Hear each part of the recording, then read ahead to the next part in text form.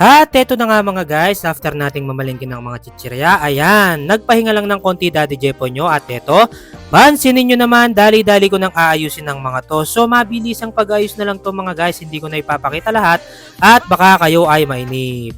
At ayan guys, nako, madali lang naman to, butas tapos ilagay lang natin sa organizer. So ayan guys, sobrang easy lang naman talaga ng mga to. So bali ang mga ganyang bagay, binibasic lang ni Daddy Jepo nyo. Nako, pag talaga naaalala ko guys, nung nakikipagtrabaho ko, sobrang hirap nga kasi ang hirap magpa-impress talaga sa boss. So ayan, Daddy Jepo nyo, pag ito yung ginagawa niya, nasasabi niya talaga, sobrang basic lang talaga. Kasi nga wala na akong amo guys. So yan, nako, talagang malaki yung pasasalamat ko kay Lord.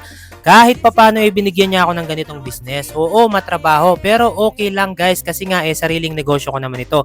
Whatever happens, ako lang din naman yung magiging accountable sa lahat ng mga desisyon ko. Pero at least sarili ko to guys. Wala akong kailangan ni please or anuman, 'di ba?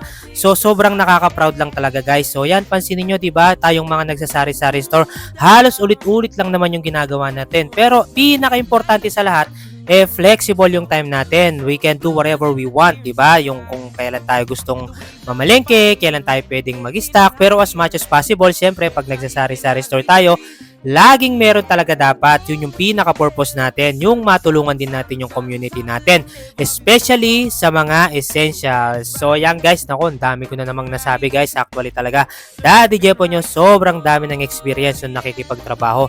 More than 15 years din tayo nakikipagtrabaho. So yan guys, naku, tuloy-tuloy lang lagi tayo at wag na wag tayong susuko, di ba? Napakadali lang talaga niyan. Ulit-ulit lang, pero nako, napakasarap sa pakiramdam kasi after nito guys, yan, makakapagpahinga na tayo at marami tayong maiisip kung ano yung mga susunod nating gagawin. So yun lamang guys, halos patapos na ako dito. Yan, pantabi lang, imo-montage ko na to. Syempre, bye-bye and finger heart kayo sa akin. So ayan na, montage!